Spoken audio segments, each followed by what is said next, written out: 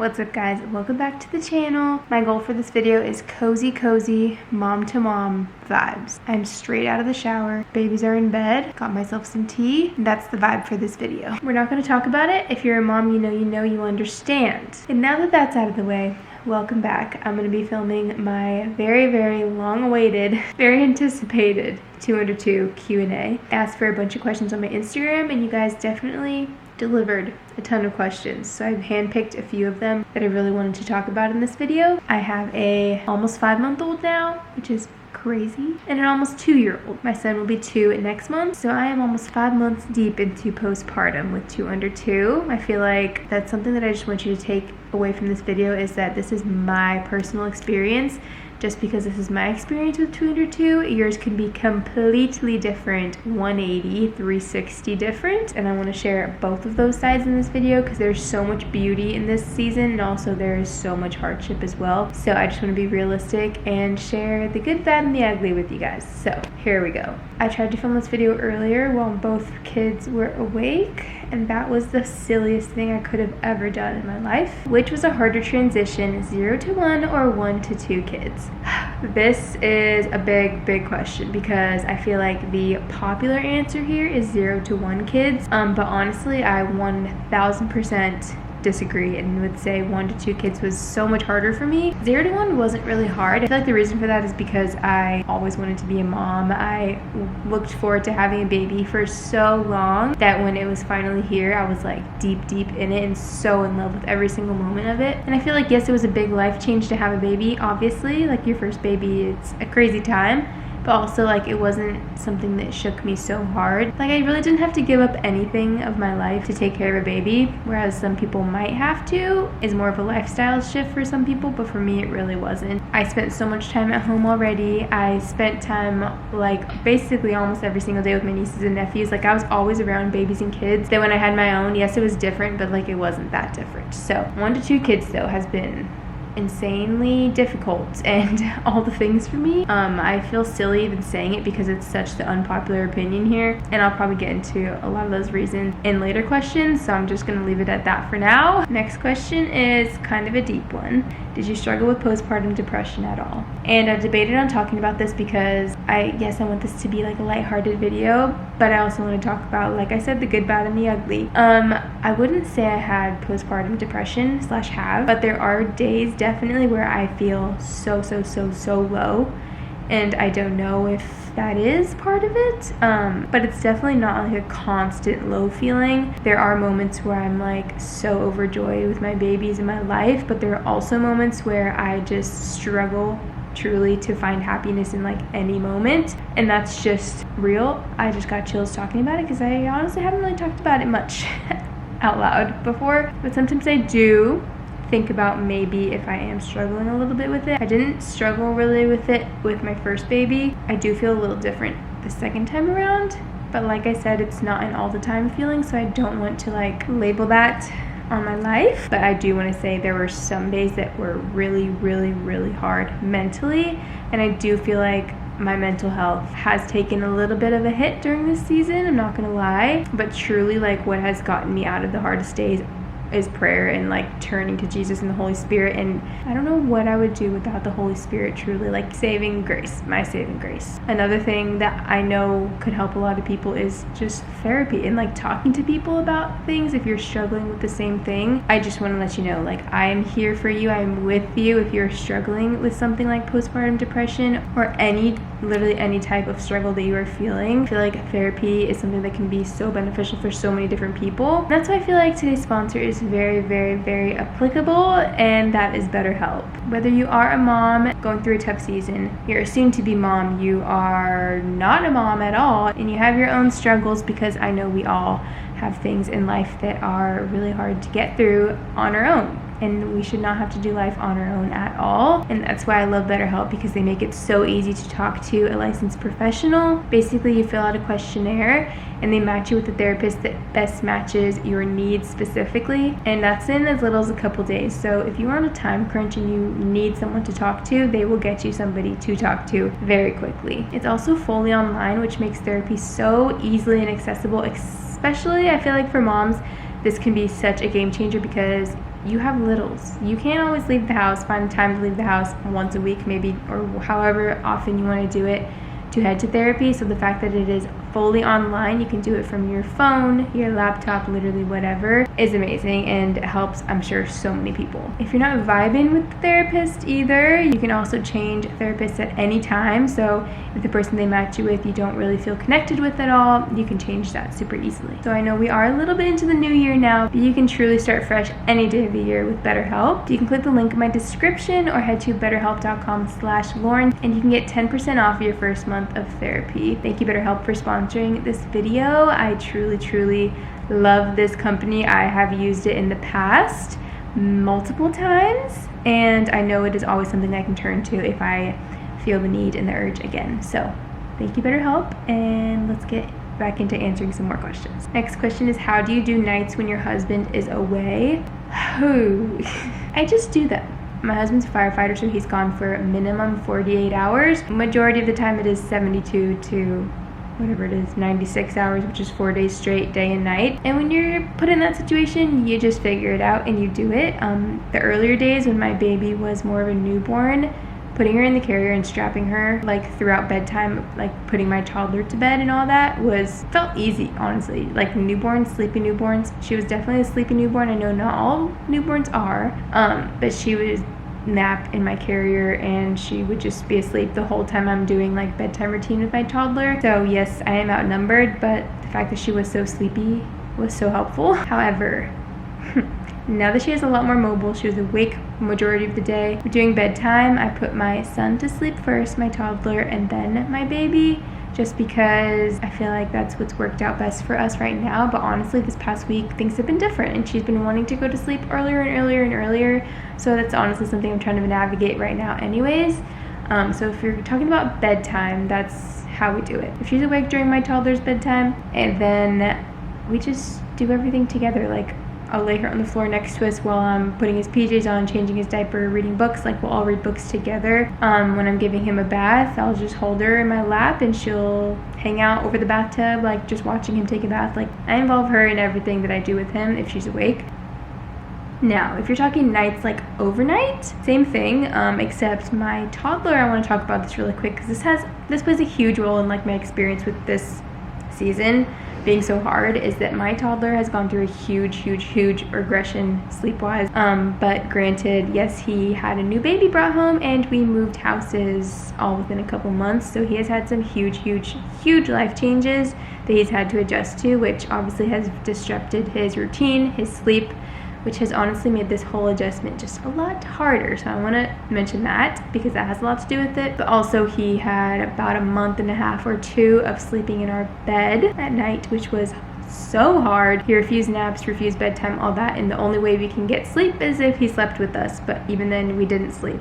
He didn't sleep, we didn't sleep, our baby didn't sleep, because a newborn sharing a room with a toddler is just set up for chaos. And I'm so glad this season is over with and that we have got our toddler sleeping back in his own crib, sleeping through the night. It's been amazing.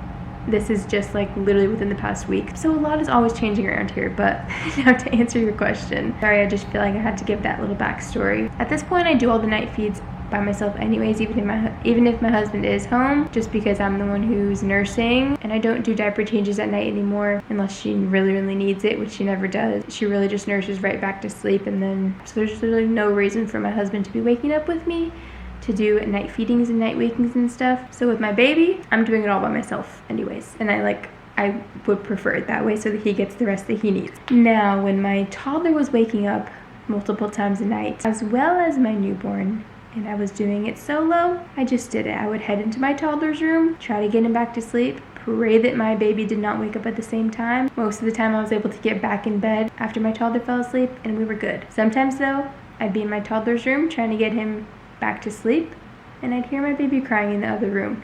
And if my toddler hears our baby crying in the other room, he is not going back to sleep. He is crying for baby, and I bring him in bed. Then he slept in bed with us the whole night after that. So that's basically how it happened. We got through it. It was really hard. And you just figure out how to adjust to things. Like, I feel like I really went through the hardest, most possible situations that I could have solo. So like, now that I've gone through all the hardest things that I feel like in my mind could happen, I could do anything. you know? I am like 2 questions deep and I feel like I've talked for like 30 minutes. How do you carry both of them logistically, like when they both want to be held? So baby wearing, I am baby wearing majority of the day, especially when she was a newborn. She was basically in a carrier 24/7 pretty much. Now she's really only in the carrier for naps, and then when she's awake she'll be out and I will be carrying her, but she'll also be like lounging wherever, you know? And my toddler is still very likes to be cuddled, likes to be held, and he's always been like that. Just recently I feel like he's kind of been a little more independent, but he has always been one who likes to be held, cuddled, and he still wants that with me a lot of the time. I really don't carry them both unless she's in the strap. If she's in the strap with me, it's kind of easy for me to carry him on my hip, but as they're both getting heavier, it's like not happening anymore. And I won't just pick him up like whenever he wants to be picked up, because then that would be kind of really hard for me and my back would be hurting. If he really needs to be held and like was having a really hard time, then I will. Most of the time though, I will kneel down to his level, kind of cuddle him without actually having to pick him up. In a perfect world, still have Naya, but wish Zeke would have been older, or do you like the age gap? Obviously 2 under 2 is hard, you guys. There are so many hard things about it, but there are also so many beautiful, amazing things about it, and I don't want to just brush those to the side because I am kind of focusing on like the hard things about this season. But I don't think I would ever wish for their age gap to have been bigger. I feel like every day that goes by, things get a little bit easier in some areas and then a little bit harder in others, but those hard areas don't last forever. They always get easier. Like all the hard areas that I was going through a couple months ago are now easy. So I would really never wish away this age gap, because I know in a couple years it is going to be the most amazing thing ever. And I've heard from so many other past 2 under 2 moms that they would do it over and over and over again for the bond and like the relationship that their babies have now that they're a little bit older and can play together, hang out together, literally do whatever. So I love this age gap for them, and I feel like they're truly just growing up together, and basically they're both still babies, and it's so fun for them to grow up together as babies, I feel like. How is breastfeeding going? Pretty well, I would say. We are pretty successful, almost 5 months in. I breastfed my son until he was 10 months because I got pregnant at 10 months postpartum and my supply tanked after that. I stopped at about 10 months postpartum last time around. She's always had an amazing latch. She does have a super prominent tongue tie though, like literally at the tip of her tongue, which I know could obviously affect nursing and all of that, but has not in our case at all, which I'm so thankful for. I really don't want any unsolicited advice about her tongue tie and about revising it and all that, because we have done the research, we've done all the decision making, and it really hasn't affected her feeding literally at all. So we're gonna leave it alone, which is what everyone has advised us to do. But yeah, I do feel like a lot of people say, it is easier the second time around. And I also got a question about like how Zeke responds when I am nursing Naya, and he really just does not care. And I was like so afraid of this in the beginning. The first couple weeks though were a little bit harder. He would always want to pull me and grab me, take me somewhere while I was nursing her, and it's like the one time that I could not get up because I was sitting down feeding her. So that was really hard, but he's stopped doing that since then. Like he understands like I'm feeding baby, and luckily she literally nurses in like 3 to 5 minutes per side, so we're done in like maximum 10 minutes. So he always finds something to do, which I'm so grateful for, or I'll turn on a movie, literally whatever I need so that I can finish feeding her. And he's never like once seemed interested in like breastfeeding too, even though he was breastfed. I feel like he's like totally forgot about that, or he was way too young to remember even doing it. Most used items that help with functioning at home alone with 2 under 2. A baby carrier. Oh my goodness. I cannot live without my carrier. My baby takes 100% of her naps in that carrier. She has never napped in her crib ever. Contact naps forever. For the foreseeable future, because I don't know when I'm going to be transitioning her into her crib for naps, because naps in the carrier are just so easy and so I can rely on them. They're just the best thing ever. So good for both of us. So 1, a baby carrier, especially when you're playing with your toddler, you're out and about going to the park, your toddler wants to be held still. Like having a carrier is amazing, and I'm so glad she has loved baby wearing as much as I do. At first when they're teeny tiny, I love the Solly baby wraps, and then I moved on to the Artie Pop that I have, and I love my Artie Pop. Love it. worth the money, I would say. Other carriers I love are the Wildsbird Aerial Carrier and also the Maybe Carrier, which I just got and I am obsessed with it. Now I keep a carrier in my car and a carrier at home, so I don't have to bring it back and forth in the car and home, which has been game changing for me. So I keep my Maybe in the car and my Artie Pop at home, and I love them both. They are amazing. Has your relationship with your husband changed, or how do you take time for each other? I don't want to talk too much about this without him actually here, because I feel like it's kind of weird giving like a one-sided answer to this and like not hearing his side to it. But from my perspective, of course our relationship changes. It has its ups and downs as we are navigating literally having 2 whole babies. The lack of sleep from me, the lack of sleep from him, because he is a firefighter, gets up multiple times a night while he's at work, comes home very tired. He comes home, I'm very tired from being home with the babies. So sometimes it is very difficult to find the time to spend with each other when we are both so exhausted for our own reasons. But like at the end of the day, we always get in bed together and talk about how grateful we are for this life, and like literally just bought a house, our first home, had another baby. Like things are amazing in our life, and yes, we're in a tough season, but it's a season for a reason. It'll be over before we know it. So, and also having 2 babies, a lot of people I feel like divide and conquer most of the time. So one will take the toddler, one will take the baby. But I feel like we do a lot of things together. Like we'll do bedtime routines together when he's home, literally everything together pretty much. I feel like we don't really divide and conquer too much anymore. Sometimes throughout the day I'll be like, can you take Zeke like outside because I need a break a little bit. I will strap Naya for a nap, get some things done around the house, you take Zeke outside, or vice versa. He'll strap Naya for a nap and I'll hang out with Zeke. So like that's the only time we really like split up roles and stuff like that, but a lot of the time we're doing things together as a family, because when he's home we want to spend time with him because he hasn't been home too much. Do you want all your babies to be 2 years apart? Well, my babies are 1.5 years apart. I think 2 to 3 years from our next baby, when and if we have a next baby, which I'm sure we will one day, God willing. I want them to be a little bit farther apart. I want a little bit of a bigger gap of being pregnant this time. What double stroller? I have been obsessed with the Zoe Twin V2 stroller that we got. We did just recently get it, so we haven't been able to test it out in like every scenario so far, but I have been loving it so far for a double stroller. It's a side-by-side, which I 1000% prefer over a front to back stroller. We have the Upper Baby Vista, which can be converted to a double stroller, and I tried that for a little bit. Hated it. I love it as a single stroller, hate it as a double stroller. It's so hard to turn and navigate when you have both seats on it. So yeah, the Zoe Twin V2 has been so good. It's so light, so compact. The babies love it. Even Naya loves it. Okay, last question I'm gonna answer is the hardest and best part about having 2 under 2. I'm gonna end with the best part. So I feel like the hardest part for me have just been like the ebb and flow of my mood since having 2. I feel like logistically having 2 babies can be very hard. Just finding a way to tend to them both, especially if they're, let's say, both crying. What do you do? Who do you tend to first?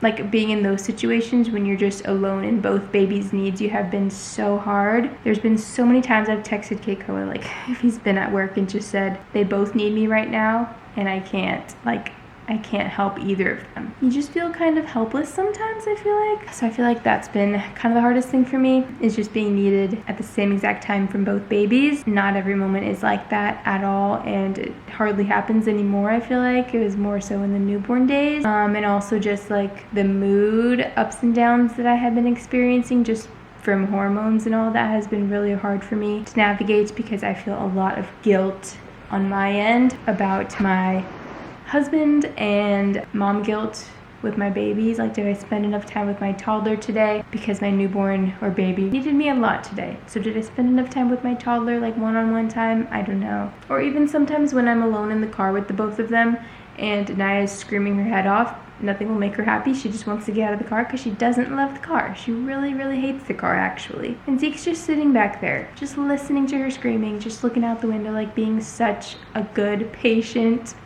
sweet boy. It's like those mom guilt moments where I'm like, I'm sorry, Zeke. Like, those are just a few things that have been pretty difficult for me. The mom and the wife guilt, along with my hormones and all that, and also just being needed by 2 sweet little humans at the same exact time, and I feel like I can't help both of them. best part about having 2 under 2. I swear the second that I brought Naya home, I have never felt more like fulfilled to be having 2 kids.